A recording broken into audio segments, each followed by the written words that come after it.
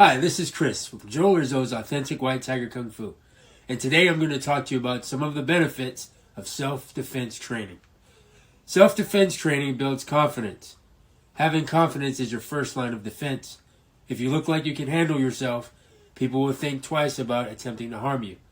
Confidence also will help you excel in your career and personal life. Self-defense training can improve focus.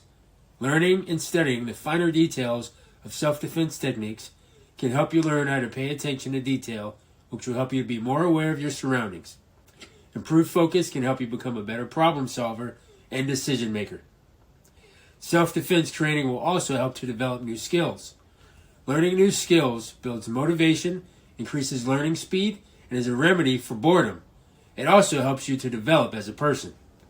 Self-defense training will help you to protect yourself, your friends, and your family. Sometimes people rely on others to help them if they are in danger.